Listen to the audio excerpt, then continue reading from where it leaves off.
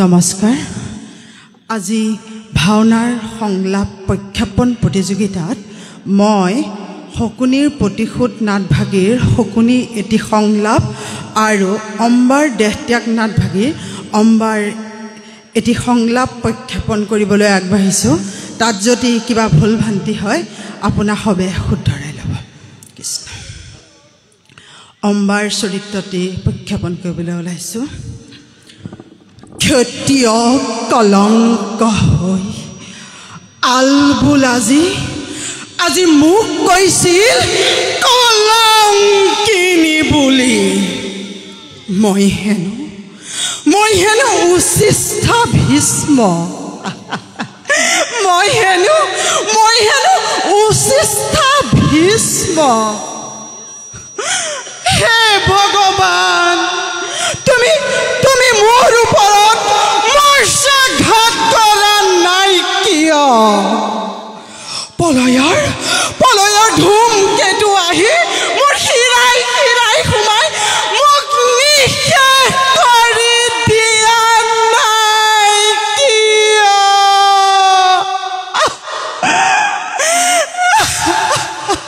পৃথিৱী তুমি কিয় এতিয়াও অস্থিৰ হৈ আছা? হোৱা নাই চুৰমাৰ কিয় ভূমিকম্প হৈ? মই বোলে উচিষ্ঠ ভীষ্ম। মই বোলে উচিষ্ঠ ভীষ্ম। শুন হেৰ ক্ষত্ৰিয় ৰাষ্ট্ৰ, শুন হেৰ বলবিজ্ঞ। আজি তোৰ মুখত গম পাই শতবাৰ কৰো পদাঘাত। শুন হেৰ নৰকৰ কীট,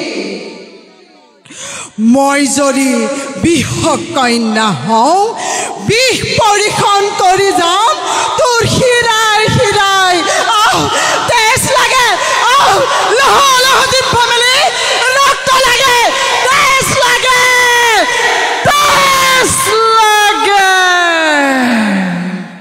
ধন্যবাদ। এতিয়া শকুনি প্ৰতিশোধৰ শকুনি এটি সংলাপ নিক্ষেপণ কৰিবলৈ আগবাঢ়িছোঁ।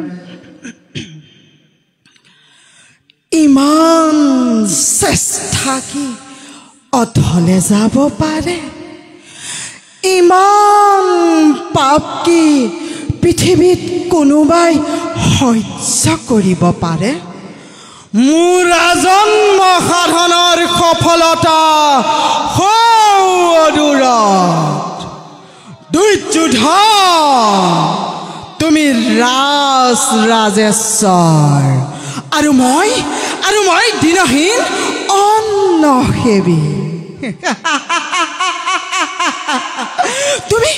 তুমি শত জীৱিতৰ ভাতাৰ জ্যেষ্ঠ আৰু মই শত প্ৰেতাত্মাৰ কনিষ্ঠ। তোমাতে মোতে ইমান প্ৰভেদ অথচ ইমান আপোন। তুমি মোৰ মৰমৰ ভাগিন আৰু মই তোমাৰ বুদ্ধিদাতা চেনেহৰ মাতুল। আৰু বেছি পৰ নাই, দিগন্ত পাহাৰী লহ জিভ মেলি অগ্নি জ্বলি উঠিছে। এটি দুটি কৰি পতংগ জাপ দিছে। কাৰো সাধ্য নাই তাক নিবাৰণ কৰে, কাৰো সাধ্য নাই তাক নিৰ্বাপিত কৰে। মূৰ্খ মানৱ, তেজৰ ঢৌ উঠিছে। আৰু তই সংগীতৰ সুধা ঢালিছ। মৃত্যুৱে মুখ মেলি খেদি আহিছে আৰু তই গীতৰ ৰাগিনী তুলিছ। নাই ঠিক কৰিছ।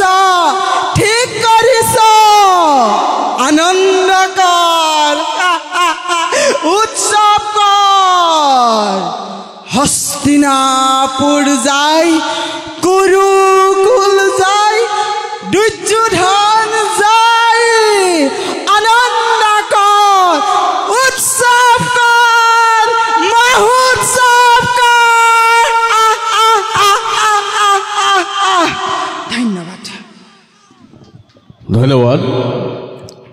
এই অঞ্চলে আমন্ত্ৰণ জনাইছোঁ বৈকুণ্ঠ বৰা, সাজু হৈ থাকিব উৎপল শৰ্মা, বীৰেন বৰা।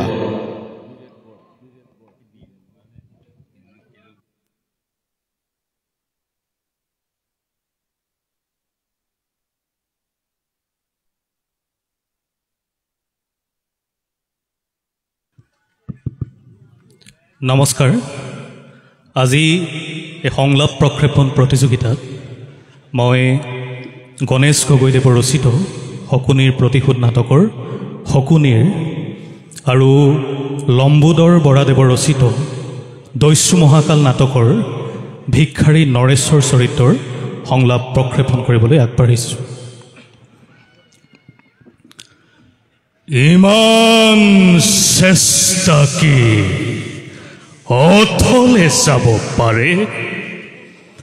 ইমান পাপ কি পৃথিৱীয়ে সহ্য কৰিব পাৰে?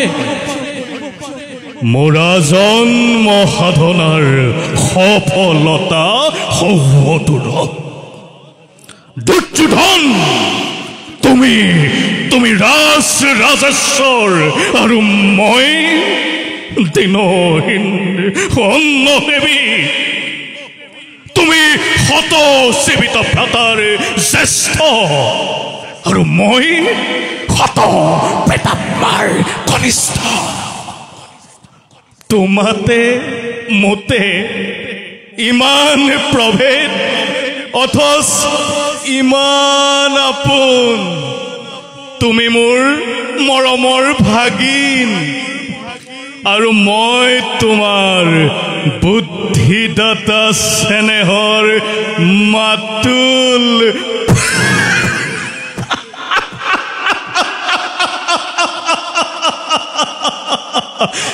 আৰু বেছি পৰ নাই। দিগন্ত প্ৰহৰী লহ লহ জিহ্বা মেলি অগ্নি জ্বলি উঠিছে। এটা দুটাকৈ পতংগ চাহ গৈছে। কাৰো সাধ্য নাই তাক নিবাৰণ কৰে, কাৰো সাধ্য নাই তাক নিৰ্বাপিত কৰে।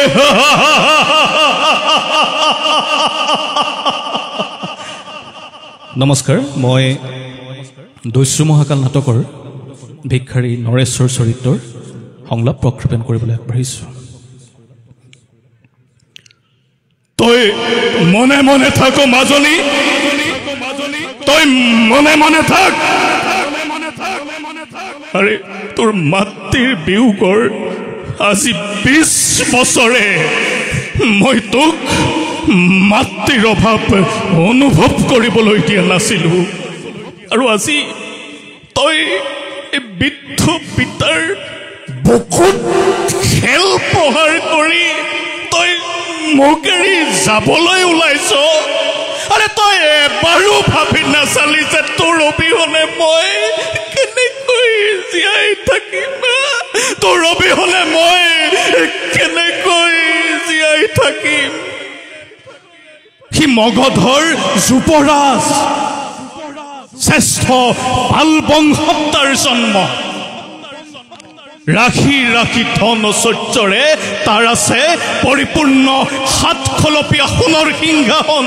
কিন্তু তই ঐক্যতাহীন কুলত জন্ম। তোৰ আছে কি?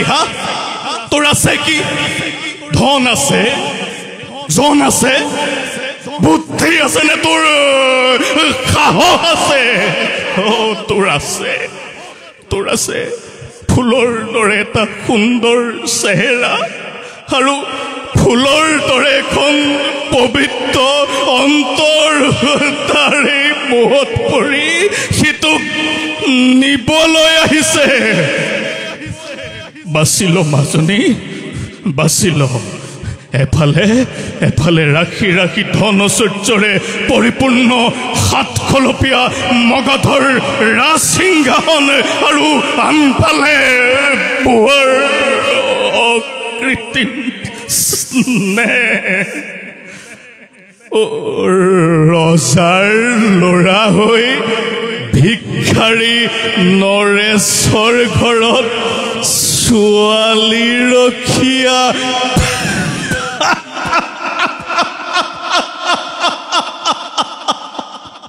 ধন্যবাদ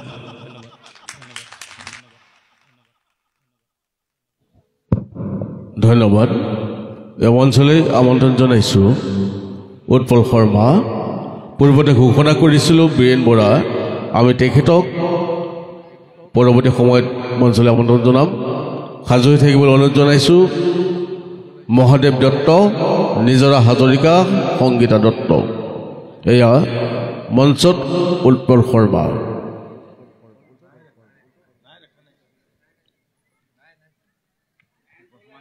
উৎপল শৰ্মা অনুপস্থিত মঞ্চলৈ আমন্ত্ৰণ জনাইছোঁ এবাৰ মহাদেৱ দত্ত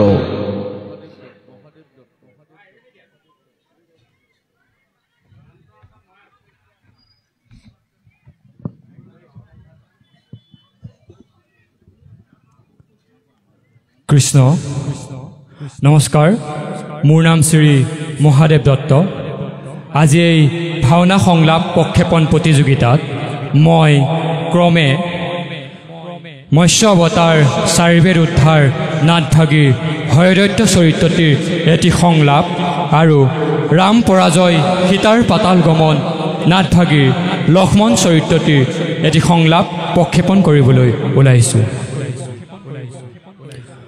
বিশ্ব ব্ৰহ্মাণ্ডৰ তহৰ সৃষ্টিকৰ্তা লক্ষ্মীৰ নন্দনময় নাম মোৰ হয় দত্ত সমুখ বিশ্ব ব্ৰহ্মাণ্ড কৰিব লাগিব মোৰেই নিৰ্দেশত স্বৰ্গৰ দেৱতা মৰ্ত্যৰ মানৱ পাতালৰ বাসুকী মোৰেই নামত হ'ব থৰা থৰে কম্পমান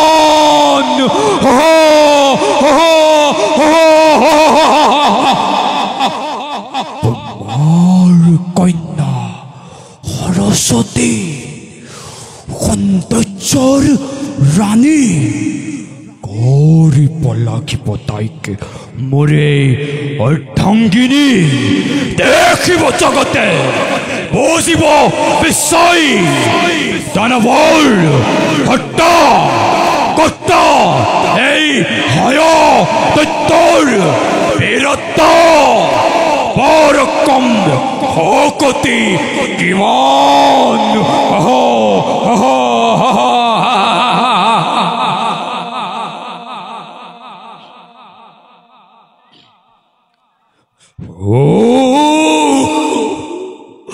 কত পঞ্চঘাত হকে লক্ষ্মণৰ শিৰত আই বহুমতী তুমি এতিয়াও দিশান্বিত হোৱা নাই কিয় হৃদয় তই এতিয়াও জ্বলি উঠা নাই কিয় ৰক্ষক ৰাৱণে সিদিনা হৰিছিল জানকী মাতৃক সেইদিনাতো তই জ্বলি উঠিছিলি পচন্দ বেগেৰে কিন্তু আজি কিয়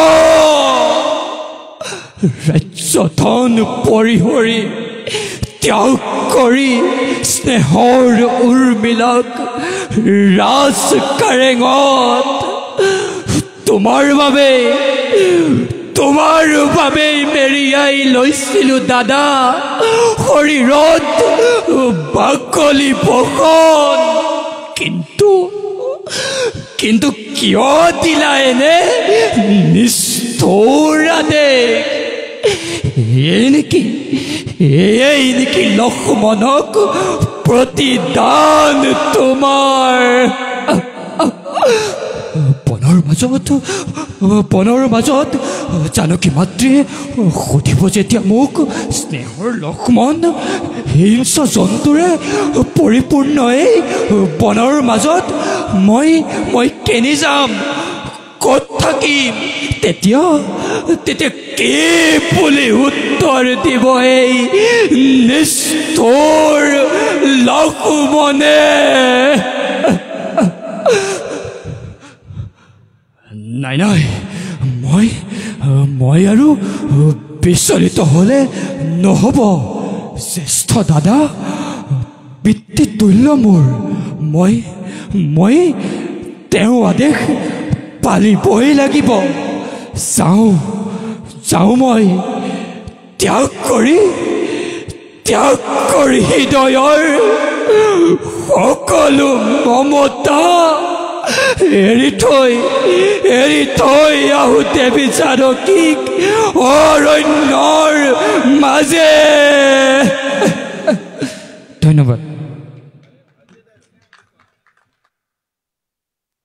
ধন্যবাদ এবাৰ মঞ্চলৈ আমন্ত্ৰণ জনাইছোঁ নিজৰা হাজৰিকা সাজ হৈ থাকিব সংগীতা দত্ত আৰু বীৰেন বৰা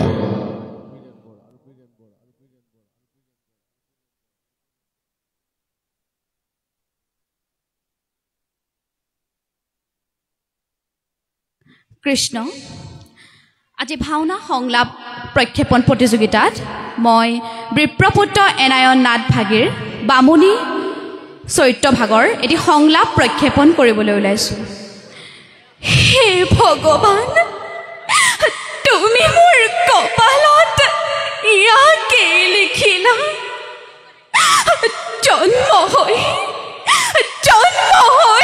প্ৰতিটো সন্তানে মাতৃৰ কোলা সুদা কৰি মৃত্যু লয় আনৰ কোলাত খন্তেক পাছতে আহিব স্বামীটো বজাও মই কি উত্তৰ দিম স্বামীক তেতিয়া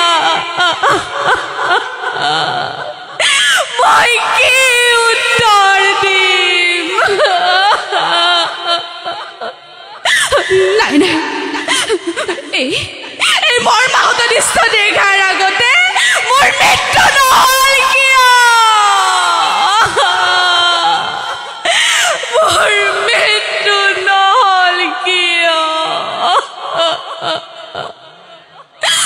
আৰু এতিয়া কুমৰ হৰণ হৰিহৰ যুদ্ধ নাথ ভাগীৰ সেনাপতিৰ চৰিত্ৰ ভাগৰ এফাকে সংলাপ প্ৰক্ষেপণ কৰিবলৈ ওলাইছোঁ অসম্ভৱ ৰাজা ম্লেচ্ছক কৃষ্ণ কৰিব দমন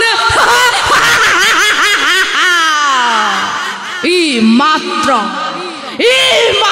দিবা স্বপ্ন হেই কামাতুৰ কৃষ্ণ আহে যদি হত কৃষ্ণ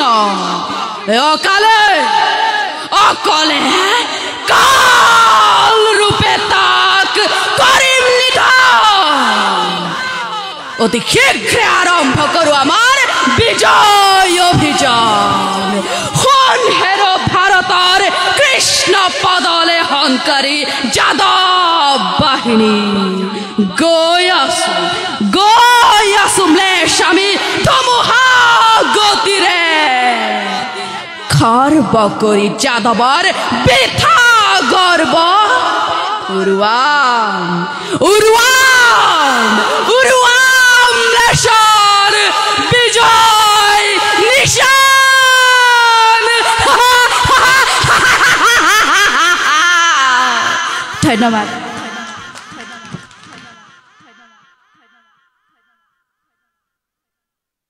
ধন্যবাদ এবাৰ মঞ্চলৈ আমন্ত্ৰণ জনাইছোঁ সংগীতা দত্ত সাজু হৈ থাকিব উচ্চ শাখাৰ সংলাপ প্ৰতিযোগিতাৰ শীৰ্ষ প্ৰতিযোগী বীৰেন বৰা বিষ্ণু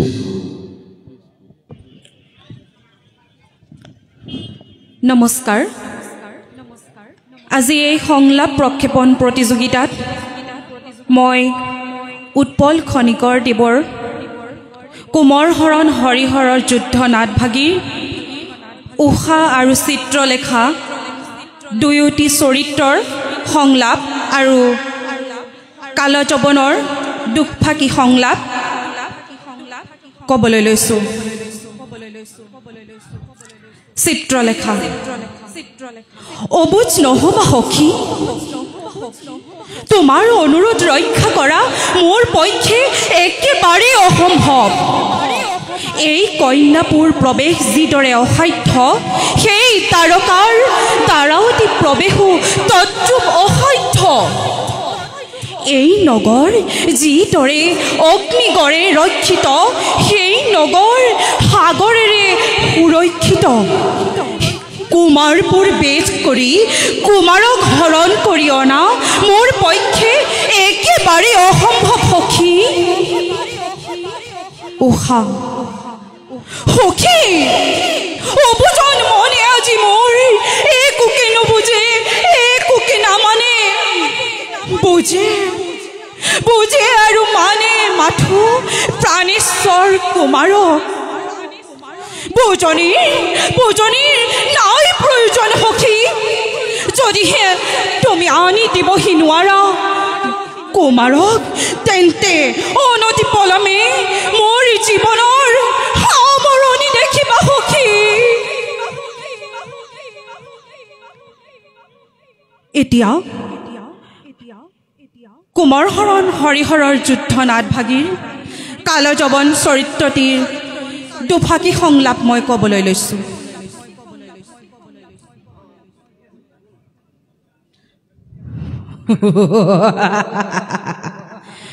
সেনাপতিসকল প্ৰেৰণ কৰি গুপ্তচৰ আৰ্যবৰ্তৰ সকলো স্থানে লাভ কৰিছোঁ এক অদ্ভুত সমাচাৰ।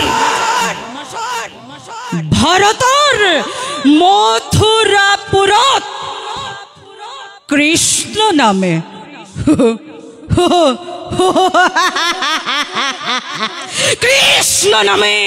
আছে এক অদ্ভুত প্ৰাণী,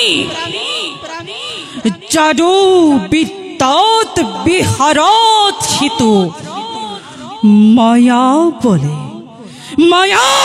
বলে গ্ৰহণ কৰিছে সহস্ৰাধিক সুন্দৰী ৰমণী।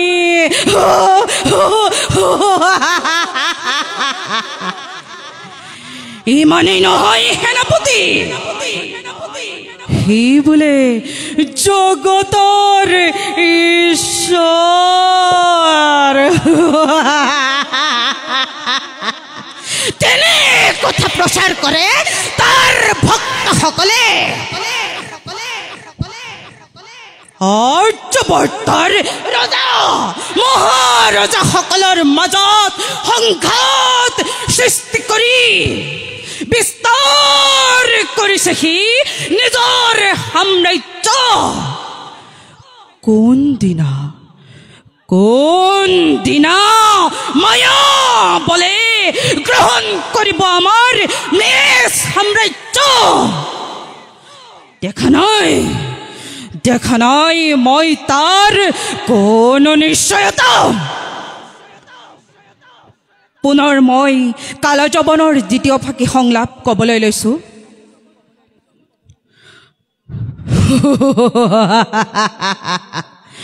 সখী হলো শুনি তোমাৰ অশ্বাসিত বাণী, শুনা মোৰ সংকল্প মনৰ। জ্ঞানীজনে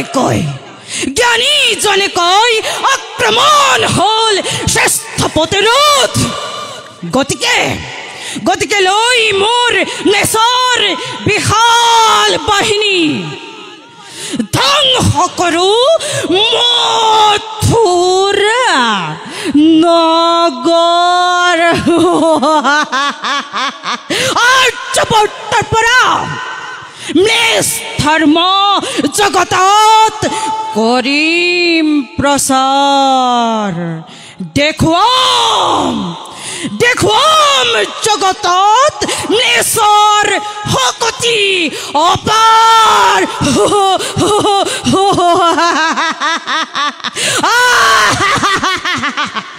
ধন্যবাদ।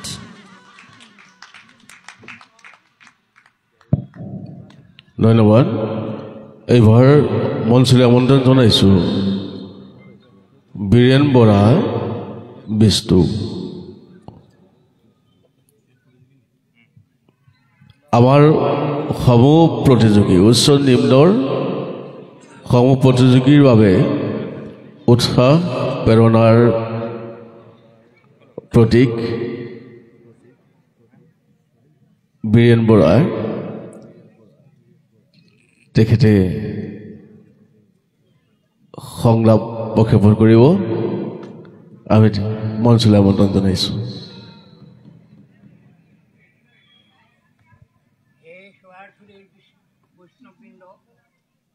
আপোনাসবক এই অভাজনে পৰজোৰে প্ৰাৰ্থনা জনাইছোঁ আৰু এতিয়া জীৱনৰ বিৰোধী কৰ্ণ পৰ্বৰ ভীমৰ সংলাপ দিবৰ কাৰণে আগবাঢ়ি আহিছোঁ। ইয়াত অনেকখিনি ভুল ভ্ৰান্তি হ'ব। ইয়াত ভুল ভ্ৰান্তিখিনি নিৰ্গুণে শুধৰাই লয় এই অভাজনৰ প্ৰাৰ্থনা।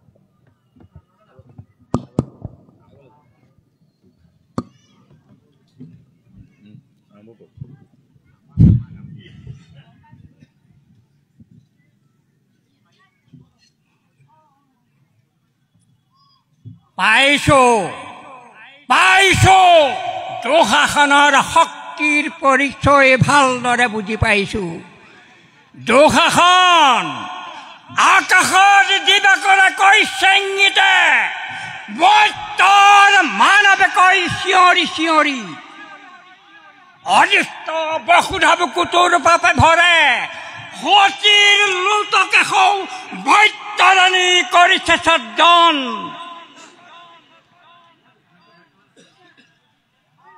ধম দুটা টিকনি তোৰ ধৰিছে খহৰে আকাশত দেৱগণে মৰল পাতিছে তোৰ মৃত্যু বাঞ্ছা কৰি। মনত পৰেনে শৈশৱ কাহিনী ৰাজস্থলা দুৰ্পদী কৰিকে শাসন বিভস্ত কৰি কুৰুসভাৰ মাজত বহুৱাব খুলিছিলি জ্যেষ্ঠ দাদা দুৰ্যোধনৰ বামুৰুত। তাৰ এই প্ৰতিজ্ঞা পূৰণৰ হেতু হাতত পৰশুলৈ কুৰুক্ষেত্ৰ ৰাণ প্ৰাংগণত হৈছো উপস্থিত। বিজাৰী বাক্যটোৰ পাণ কৰি শুনি তোৰ ধাৰ যজ্ঞশ্ৰেণীৰ মুক্ত বিনিময় আজিয়েই কৰিম বন্ধন।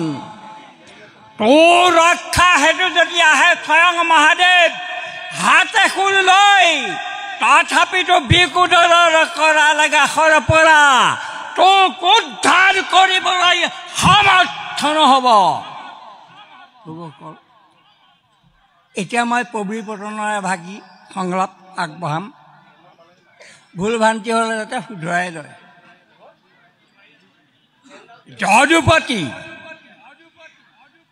যদুপতি গকুলত গৰু ৰখা আৰু অৰণ্যত ঘূৰি ফুৰা যজ্ঞাস্ত্ৰ বিচৰা দুয়োটা নহয় তুলনা। গোপিনীৰ বস্ত্ৰ চুৰ কৰি কদম বেলত বহি বিবস্ত গোপিনীৰ লগত মিচিকি হাঁহি মাৰি খেলা কৰা কৃষ্ণই নোৱাৰে ভাবিব অৰণ্যত ঘূৰি ফুৰা যজ্ঞাস্ত্ৰৰ কথা। যদুপতি যেয়ে কৰে তোমাক তাকেই কৰা তুমি সৰ্বনাশ। দিব পাৰো বহু দৃষ্টান্ত শুনাহাৰা শ্ৰীকৃষ্ণ মুকুন্দ মুৰাৰী। তোমাৰ উত্তেজনাবাণীত উত্তেজিত হৈ সোদৰৰ ভাই বন্ধুক কৰি নিধন। ভাতৃবধি জ্ঞাতিবধি বংশনাশ কৰি হস্তিনাথ ঘৰে ঘৰে বিধৱাৰ কন্দনৰ ৰোল তুলি ধৰ্মৰাজৰ সতে হলো উদমাত পায়। অষ্টমেৰে যজ্ঞ কৰি মহাপাপৰ পৰা মুক্ত হওঁ বুলি যি কৰিছিলো মহৎ কল্পনা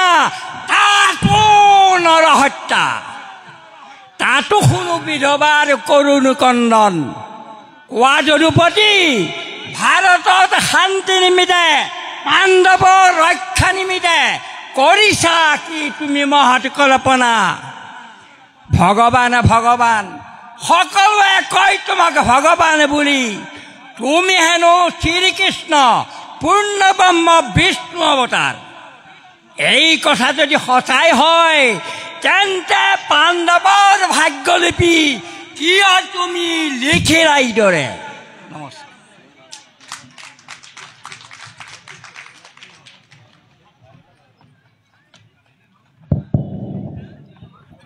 বহুত বহুত ধন্যবাদ আৰু সেৱা জনাইছোঁ আমাৰ মাজত এই সংলাপ প্ৰতিযোগিতাত অংশগ্ৰহণ কৰি শ্ৰদ্ধাৰ বীৰেন বৰা বিষ্ণুদেৱে যি আমাক উৎসাহ উদ্দীপনা প্ৰেৰণা যোগালে আমি তেখেতলৈ ধন্যবাদ কৃতজ্ঞতা জ্ঞাপন কৰিছোঁ পৰম পিতা পৰমেশ্বৰৰ ওচৰত তেখেতৰ সুস্বাস্থ্য আৰু দীৰ্ঘায়ু কামনা কৰিছোঁ ইমানতেই আজি আমাৰ সংলাপ প্ৰতিযোগিতাৰ ভাগি সমাপ্ত পৰিছে আমি পৰৱৰ্তী কাৰ্যসূচীলৈ আগবাঢ়িম পৰৱৰ্তী কাৰ্যসূচীৰ পাছতেই